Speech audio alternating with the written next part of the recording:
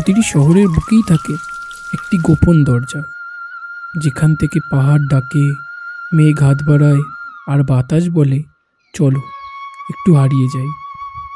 আমাদের এই গল্পের সেই দরজা হলো শিলিগুড়ি।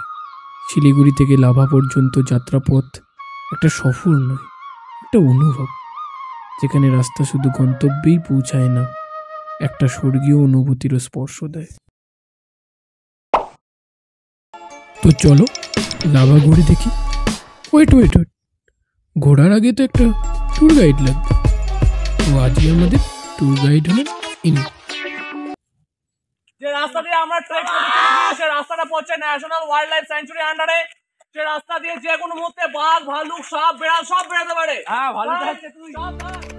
লাভা একটি ছোট্ট পাহাড়ি শহর, যা নেওড়া ভ্যালি ন্যাশনাল পার্কের প্রবেশদ্বার, যেখানে মেঘ নামে প্রতিদিন যেন নিয়ম করে। সমুদ্রপৃষ্ঠ থেকে প্রায় ৭,২০০ ফুট উচ্চতায় বসে থাকা এই শান্ত শহরটি পাহাড়ের কোলে লুকিয়ে থাকা একটি আশ্রমের মতো। এখানে গাছেরা মাথা উঁচু করে দাঁড়িয়ে থাকে আর পাখিরা গেয়ে চলে হিমালয়ের গান। লাভা মনেস্ট্রি থেকে ভেসে আসা ঘণ্টার ধ্বনি, যেটা বাতাসে মিশে গিয়ে মনে করিয়ে দেয় কতটা নিরিবিলি হতে পারে এই পৃথিবী। আমরা লাভা মনেস্ট্রি থেকে রওনা দিলাম আমাদের গন্তব্য ঋষভ, পাহাড়ের উপর একটি ছোট্ট গ্রাম, যা মানব সমাজ থেকে বহু দূরে।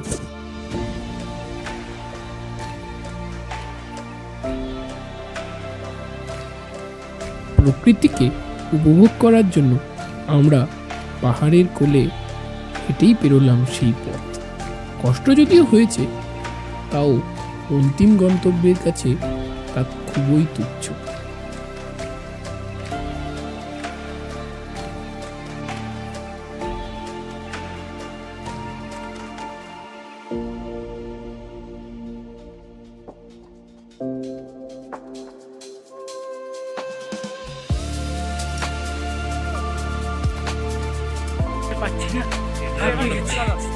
ছবি তো নেব, অনেকটা হেঁটেছি, মোটামুটি 4.5 কিলোমিটার 5 কিলোমিটার আমরা ট্র্যাক করে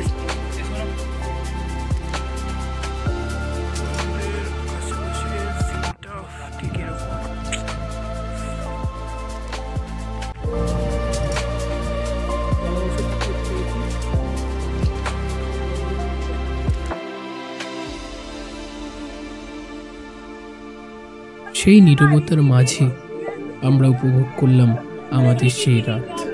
তার অনুভূতি যেন ভাষায় প্রকাশ করা সম্ভব নয়।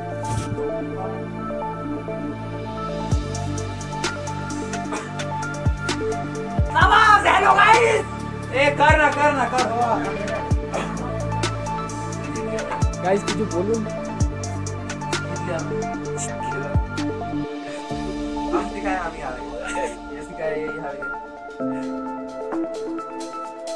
পাহাড়ে প্রথম উদীয়মান সূর্যের আলো দেখার অনুভূতি কিছুটা আলাদা, তাই সেই দৃশ্যের সাক্ষী হওয়ার জন্য আমরা চলে গেলাম ভোরের পাহাড় দেখতে।